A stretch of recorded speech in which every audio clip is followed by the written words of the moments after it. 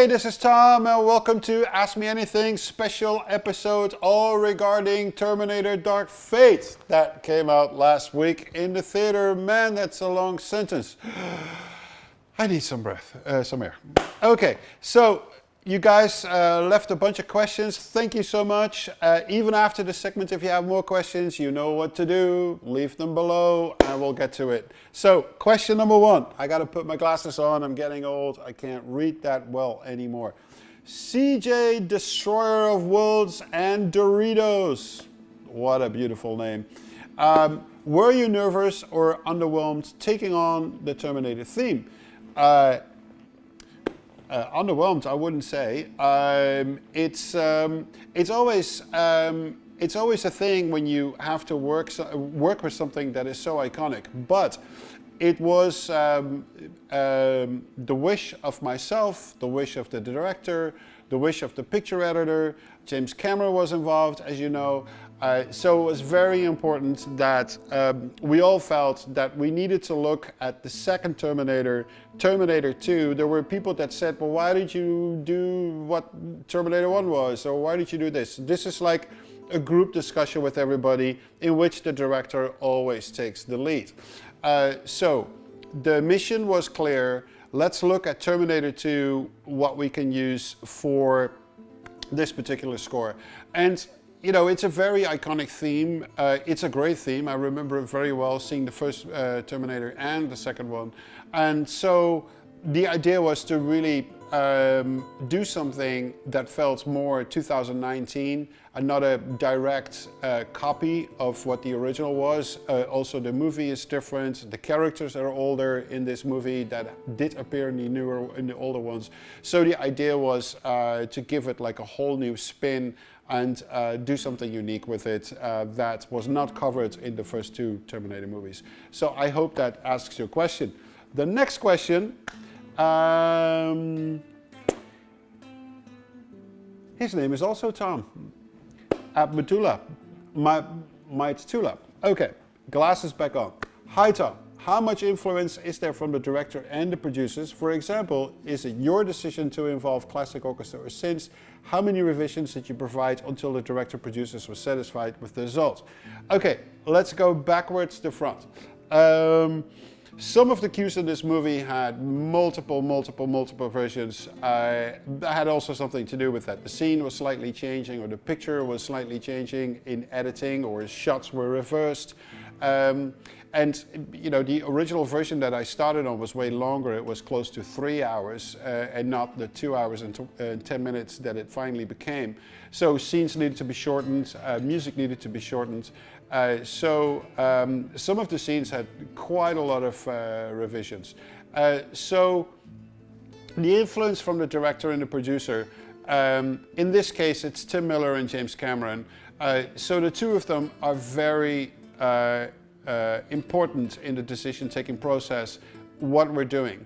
At first it's my idea, it's my plan, what the score is going to be, and then they react to it, and then eventually they'll tell you, well, I wouldn't do the piece of music that you did over here, I would do it more like what you did over here. So I would make a lot of music, I would attack multiple different scenes at the same time, and just get to a final result. So it was very clear that the movie would not be 100% orchestral. It was also very clear from the beginning that the movie would not be 100% synthesizers. So this was all discussed on forehand in what they would like to hear, and it needed to be some sort of a mix between the two. Also, scoring movies in the 80s and 90s was attacked slightly different, well actually quite different than it is right now. This movie is wall-to-wall music. It's very full, it's always there in its presence, and that was not the case in 1984 and also not the case in 1991. So it's a different time period, movies are being attacked differently, and the atmosphere is differently that needs to be underscored. But again, I said something similar in the previous question. The director and the producer in this case, James Cameron, very important in obviously what the end result is going to be. Next question. Were you ever tempted to go full synth like Terminator 1? Well, I just discussed that in the other question. It's like it wasn't an option. It was very clear from the director and the producer, James Cameron, that we were going to go for a hybrid approach, of which obviously synths and sound design would be the majority of it, like 70%, 65%, but the orchestra would be there to give it scope and to give it bigness. Next question. Darren, did you have any music cut from the finished film due to cut scenes? Yes, there's quite some music that didn't end up in the film. There's also music that disappeared because scenes got a whole lot shorter. But I'm gonna ask another question that you potentially would ask straight after that. Are you ever gonna release that music? Are you ever gonna do something with that music? Most likely not, because it's music that contains the same music elements as the rest of the score, so I can't use it for a different film because people would be like, but wait, why didn't he use a cue that wasn't used for Terminator into a different movie? Because it sounds like the Terminator movie. That's why you can't do that. Potentially, if there is like a special release of the soundtrack, I could potentially include some extra scenes on there. But for the soundtrack, I did try to compile music that was long enough and also not short enough, that really captured like the vibe of the film and the really proper storytelling that happens. If I would have added more music to it, even music that didn't make it to the film, it would be more of the same, if you know what I mean. So the action music had a certain definition musically, and I thought I added enough of that on the soundtrack CD, and to add more of it would just be technically more of the same. So that's one of the reasons why original score CDs are usually shorter than actually all the music in the film, because composers feel it's just too much of the same. And it's pointless to release it. Sometimes it does make sense. So, for instance, a movie like Black Mass, the soundtrack actually contains more music than actually is in the film. And on Mad Max, the extended soundtrack release, there's absolutely every bit of music on there that was actually in the film. So there are exceptions, obviously. Next question. Alexei Filipenko. Were there any hardships and tasks that seemed almost unresolvable during scoring, or given that it was a 9-month job, all went smooth? It was not a 9-month job that all went smooth, because you run constantly into challenges. Challenges that some days you don't feel inspired, because you can't be at war power as a human being for 9 months straight. And then when those 9 months are over, immediately start a new 9-month period for another movie and be at war power on that consistently. You have days that are great and days that are not so great as a human being. So that's one. Second, the same is the case with directors and with producers. So you might feel great about a piece of music, but they're not feeling it that day. It doesn't matter what piece of music you play that day, they're just not feeling it that day. So that also happens. Thirdly, there are always moments where you run into a film and you simply don't quite know what to do then, and because you tried already a few things and you're just like, man, what shall I try now? So sometimes you need to step away from it for a little bit and then come back later on, or sometimes you just have a discussion with the director and the producers, like, okay, well, what do you think should happen here? And so that's the thing.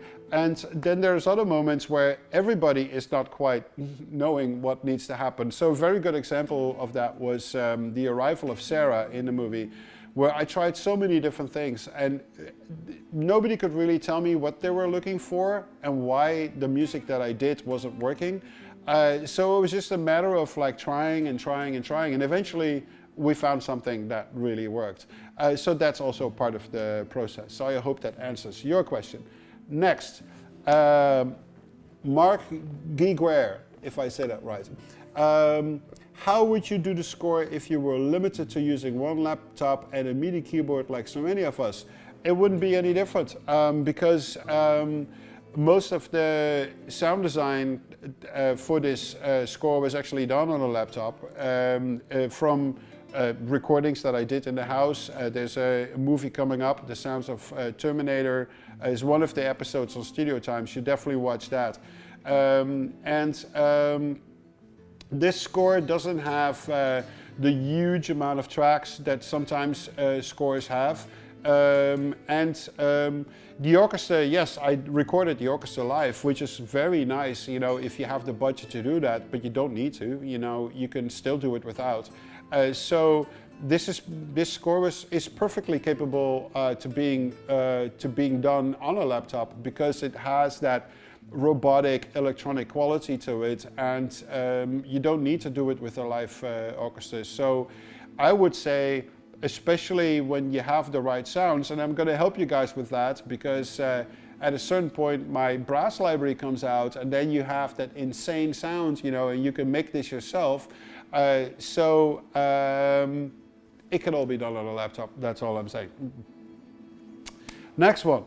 Nicholas Binder, to me it's very interesting that you chose to use a 4/4 signature on the main theme as the original was written in 13/16.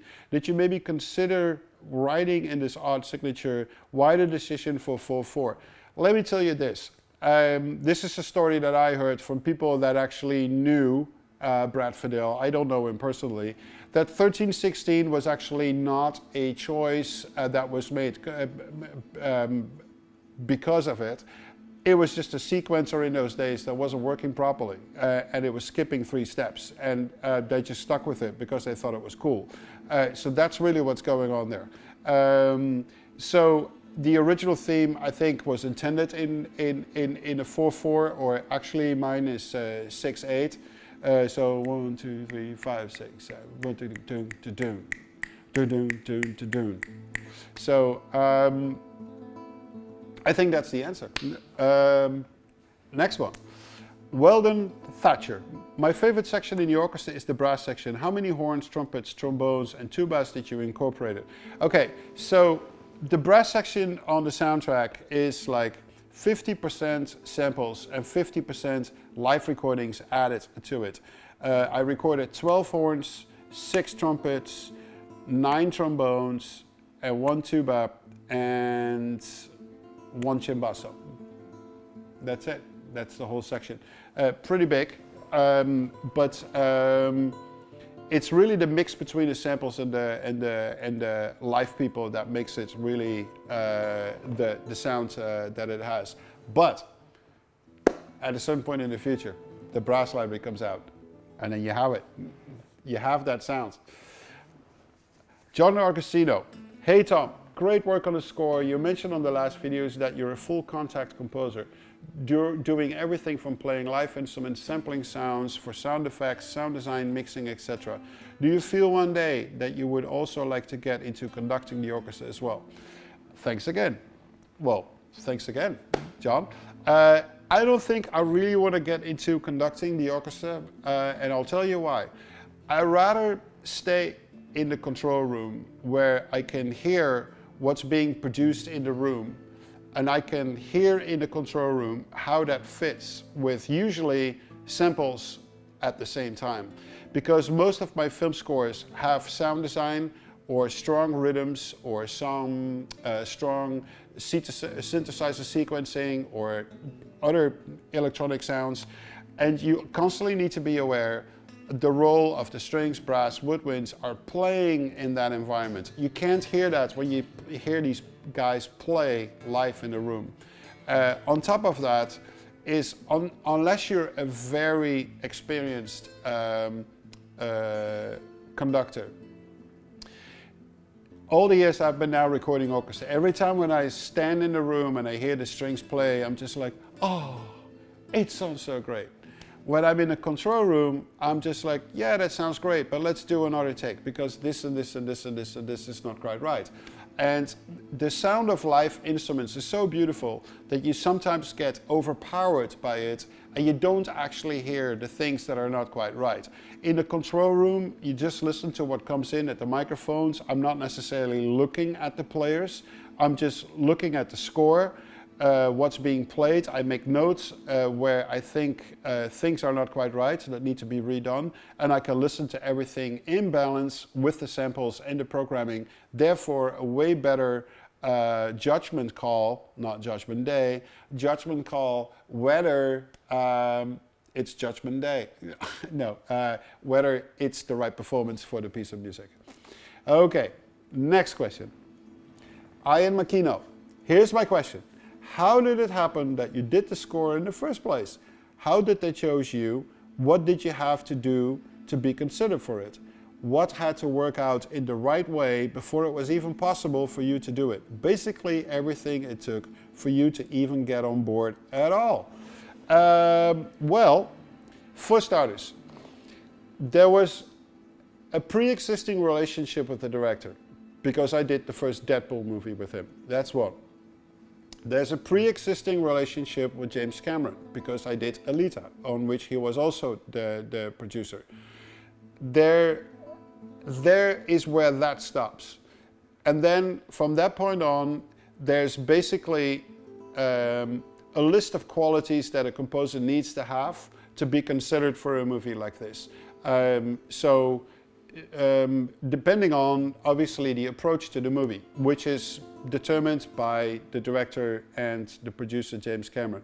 So I'm sure they had like an idea who needed to do this, and the fact that you know them both and have worked with them both definitely helps you, but it's not a guarantee because you still need to be the right guy for the right job. If, let's say, James Cameron and Tim Miller together, instead of doing a new Terminator, they now decide to do a musical, I might not be on that list. Don't ask me why, but I always wanted to do a musical. I hate them. Long story short, those are very important parts. Obviously, people always look at what you have done to really see that like, okay, he's really strong on that, he's really strong on that. Oh, this is really great, oh, that's really great. So all these factors combined eventually determine whether you're going to do a film or not. Bad Jacks, your question is, what do you think is so special about the Terminator theme that resonates with so many people? Also, I loved your rendition of the theme, great score. Thank you, man, or girl. I would say the Terminator theme is, has all the melancholic elements and that very typical 80s sound that was so typical for the 80s. And I mean the melancholic aspect of it. There were certain chords that were used a lot in the 80s and certain melody jumps were used a lot, and people just feel really good with that. And there's a reason that when the 80s was over, and I grew up in the 80s as a teenager, so I was 13 when it was 1980 and I was 23 when it was 1990. And it was a very, melancholic music time period. I mean, whether you looked in the new wave, whether you looked in hip hop, whether you looked in alternative guitar music, and especially in the electronic pop slash music, it always had this melancholic undertone. And when the 80s were over, people said, oh, we're gonna forget this decade like really, really quick. Unfortunately, we're still in the middle of it. It's like, music styles getting like rehashed, production techniques getting reused. It was a very interesting time period where a lot of stuff was invented, really, like not only gear-wise and computer-wise, but also musically. A lot of stuff was invented in that time period. So it's a very influential time period. So I don't think it will go away anytime soon. Now, back to your question, the Terminator theme has so much of that in one track, and I think that's one of the reasons why it resonates so much. And the last question, Stanislav Zalewski. I hope I say that right. Hi Tom, everybody knows about your love for vintage gear. So have you used Fairlight as part of the score since the whole T2 track, soundtrack was made on it? I do not have a Fairlight. There you have it. I don't have a Fairlight. I also do not have a Synclavier, which was also widely used in that same time period. I just don't have them. They're really big, they're bulky, they draw so much power, and when they go down, it's very hard to get replacement parts, to even have it fixed. They're still relatively expensive to get. It's just not for me. I have so many classic samplers that I actually did use on the score, but not the Fairlight and not the Synclavier. Okay guys, well thank you so much. You know what to do. If you have any more questions, boom, just leave them below and we'll come back to you really soon. Thank you for watching and see you soon.